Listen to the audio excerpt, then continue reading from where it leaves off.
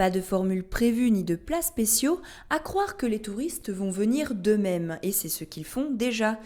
Le restaurant Le Beau Rivage est l'un des seuls à avoir une vue panoramique du lac, autant dire qu'il est aux premières loges du spectacle. Là, on a à peu près une quarantaine de bus déjà de réservés et beaucoup d'associations, de groupes qui viennent manger chez nous, des repas de famille, des anniversaires.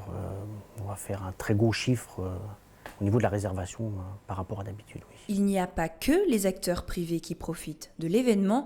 Les 3 offices de tourisme Pontivy, Loudéac et Crest-Braise se sont regroupés pour proposer tout un éventail d'activités.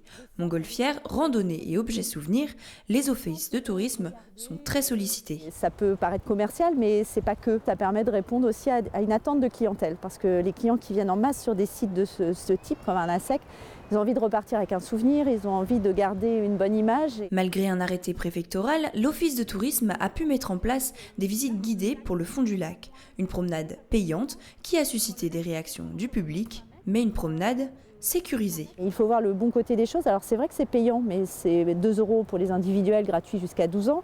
Les gens vont vraiment repartir avec une histoire, un guide conférencier qui va leur raconter ce qui se passe dans cette vallée, qu'est-ce qui s'est passé autrefois et comment elle a évolué. Pour certains, la SEC est synonyme de concession.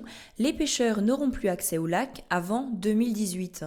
Ils ont su malgré tout s'accommoder de la situation. Cette vidange qui à la base était négative, là se transforme plutôt en un élément positif puisque la SEC réunit toutes les conditions pour faire des aménagements sur la retenue. On va rallonger des cales de mise à l'eau, on va essayer d'aménager des espaces pique-nique pour nos pêcheurs et on souhaite aussi créer un petit parking sur un site à côté pour faciliter l'accessibilité des pêcheurs. Malgré les désagréments, tout le pays de Guerlédan a su tirer profit de cet événement exceptionnel.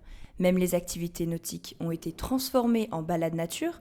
Tout est prêt pour accueillir les quelques 3 millions de visiteurs attendus.